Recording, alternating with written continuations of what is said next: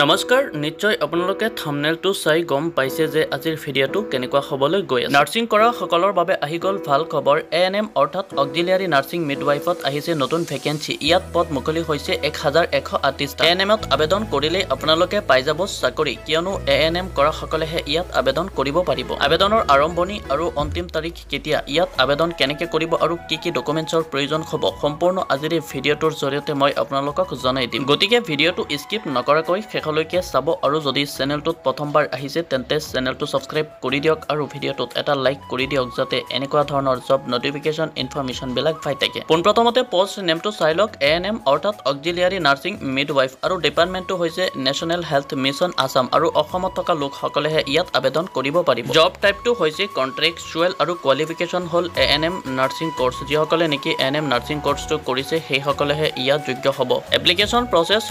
অনলাইনত আবেদন কৰিব লাগিব এপ্লিকেশনৰ কাৰণে কোনো পইচা নালাগে স্টাৰ্ট ডেটটো হৈছে 16 জুলাই 2025 আৰু লাষ্ট ডেট হৈছে 31 জুলাই 2025 ইয়াত আপোনালোকে চাব পাৰিছে ৰিমিউনেৰেচন 18000 পাৰ মান্থ আৰু এডুকেশনাল কোৱালিফিকেশনটো হল ANM nursing course passed from a recognized institution and registered under Assam nurses midwives and health visitors council অসমত এএনএম কৰা সকলেহে এইখন ভেকেন্সিত আবেদন কৰিব পাৰিব আৰু সেইটো কিন্তু পাছড হ'ব লাগিব আৰু কোনো এটা ইনষ্টিটিউচনৰ পৰা ৰেজিষ্টাৰ্ড আণ্ডাৰ আসামৰ হ'ব লাগিব ইয়াত আপোনালোকে চাব পাৰিছে যে ক্যাটেগৰি ওয়াইজ ভেকেন্সি ডিটেইলছ কোনটো ক্যাটেগৰিত কিমানটা পোষ্ট ওলাইছে ওপেন ক্যাটেগৰি ইউআৰৰ আছে 779টা এসটিপি ক্যাটেগৰিৰ কাৰণে 6খন আৰু এসটিএইচৰ কাৰণে 116টা এইচৰ কাৰণে 81 আৰু টি ট্ৰাইবছৰ কাৰণে 150 ইয়াত আকৌ চাব পাৰিছে নটিফিকেশন ডেট 15 জুলাইত নটিফিকেশন আহিছে আৰু অনলাইন আবেদন আৰম্ভ হৈছে 16 জুলাইৰ পৰা আৰু লাষ্ট ডেটটো হৈছে 31 জুলাই তো 31 জুলাইৰ আগতে আপোনালোকে আবেদনটো কৰি ল'ব সো ভিডিঅ'টো ভাল লাগিলে ভিডিঅ'টোত এটা লাইক কৰি চেনেলটো সাবস্ক্ৰাইব কৰি দিব যাতে এনেকুৱা ধৰণৰ জব নটিফিকেশন ভিডিঅ'বিলাক অতি সোনকালে পাই যায়